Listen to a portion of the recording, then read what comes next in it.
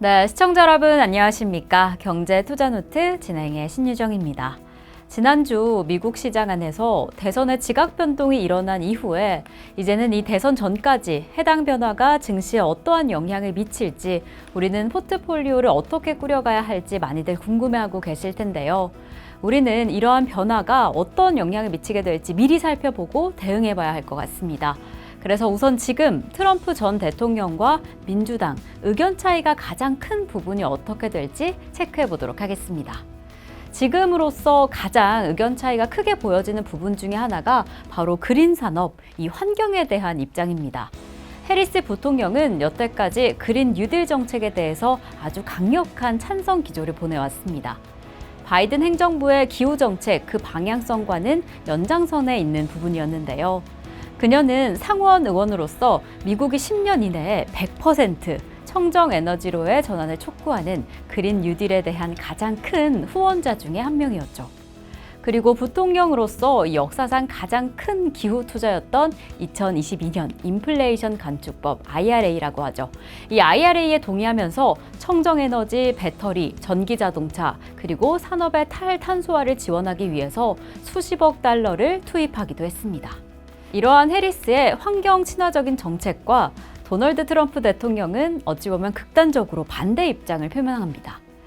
이 트럼프는 대통령 취임 직후에 지구 기후 변화를 막기 위한 파리 협정에 바로 탈퇴하는 조치를 보였는데요. 재선하게 된다라고 한다면 기존의 바이든 대통령이 유지하고 있는 기후 정책을 모두 폐기하겠다라고 덧붙이기도 했습니다. 가장 저렴한 에너지원이 가장 효율적인 에너지다라고 말하면서 원유 생산을 확대하고 화석 연료에 올인하겠다라고 하면서 어찌 보면 최근에 유지되고 있는 환경에 반하는 ESG적 요소에 반대 입장을 취하는 거죠. 확실히 이 트럼프 대통령의 정책이 지금 ESG와 반대되는 부분이 많아서 환경에는 좀 우려감이 듭니다. 이럴 때 어떻게 해야 될까 걱정하고 계시는 분들이 정말 많으실 텐데 지금 우선 이 트럼프 대통령의 재임 당시 상황을 살펴보도록 하겠습니다. 아까 말씀드린 것처럼 트럼프는 파리 협정에서 탈퇴하는 등 어찌 보면 정말 이 환경에 반하는 강력한 기조를 보였음에도 불구하고 재임 당시의 예산 편성을 살펴보면 일부 지역에서는 오히려 이 재생에너지 관련해서 더 강력한 정책을 설정하기도 했고요. 실제 계획으로는 이 예산이 그리 많이 편성되지는 않았는데 실제 편성된 에너지 관련 금액은 훨씬 더 많은 금액이 사용되기도 했습니다.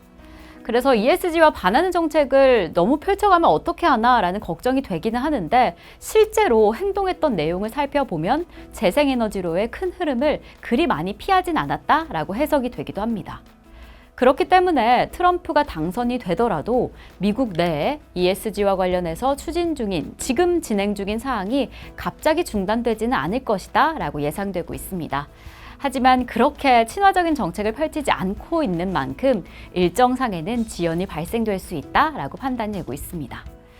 이렇게 대선에 따라서 어떤 후보자가 대선에 당선되느냐에 따라서 상황이 좀 달라질 수는 있지만 그럼에도 불구하고 이런 상황을 살펴보면 우리 글로벌 트렌드 속에서 ESG에 대한 중요성, 이 흐름을 계속 파악해야겠다라는 생각이 드는데요. 저희 교보증권은 지난해부터 블룸버그 ESG 점수를 바탕으로 포트폴리오를 구성한 백테스팅 분석을 내놓고 있습니다. 블룸버그는 기업의 환경, 사회, 지배구조의 성과를 종합적으로 평가하고 그 해당 점수를 제공하고 있는데요. 이 코스피 200기업 중에서 ESG 통합 점수가 제공되는 기업을 유니버스로, ESG 점수가 높은 기업 순으로 온리롱 포트폴리오를 구성해서 백테스팅을 진행하고 있습니다. 이는 BESG 온리롱 포트폴리오로 전반적인 7월 상황을 살펴보면 BM 대비 거의 대부분 아웃퍼폼을 하는 결과를 보여줬습니다. 자세히 살펴보면 ESG 점수가 상위권인 삼성 E&A는 18%의 수익률, 한화시스템은 15.6%, 우리금융지주는 11.2%, KB금융은 15.7%로 전반적으로 정말 높은 수익률을 기록했는데요. 이 해당 종목들뿐만 아니라 7월에 수익률이 좋았던 금융, 건설, 건축, 조선, 헬스케어 업종 내에 ESG 평가가 점수가 아주 높은 종목들이 많아서 ESG 롱 포트폴리오는 아주 좋은 성과를 기록했습니다. 이뿐만 아니라 BESG 롱 쇼트 포트폴리오로도 백테스팅을 실시했습니다. ESG 점수가 높은 기업을 롱으로, 낮은 기업을 쇼트로 하는 롱 쇼트 포트폴리오를 구성한 건데요. 해당 포지션의 종목 수는 10에서 80종목, 총 8개의 그룹으로 구성을 했습니다. 7월에 해당 포트폴리오는 성과가 안정적인 모습이었습니다. 롱 포지션에서는 수익이 발생했고 쇼트 포지션에서는 손실이 발생해서 전반적인 흐름이 아주 좋았습니다. 해당 포트폴리오에서는 구성 종목 수가 많은 포트에서 수익이 발생했는데 20개 종목으로 구성된 포트폴리오 수익률이 가장 높아서 월 평균 1.84%의 수익률을 만들어냈습니다. 전반적으로 이렇게 수익 성과는 안정적인 흐름을 보였습니다. 이렇게 지금과 같은 상황에서도 전략적인 포트 구성이 아주 중요할 것 같습니다.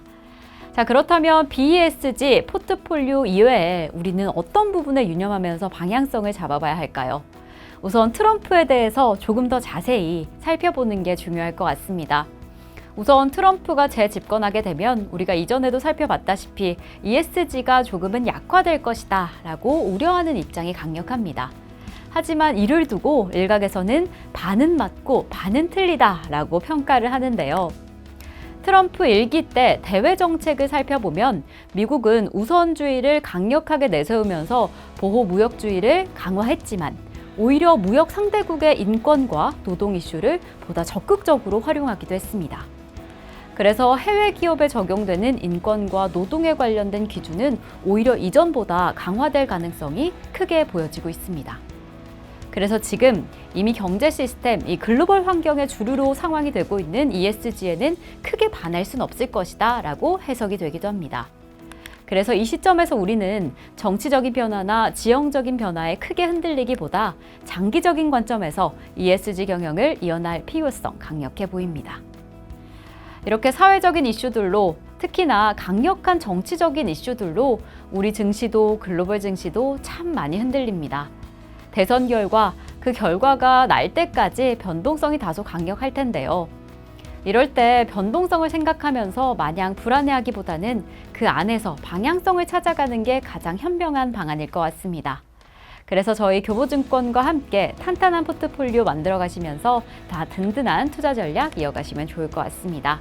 자, 그럼 저희는 다음 주 이 시간에 찾아뵙겠습니다. 함께 해주신 여러분 고맙습니다.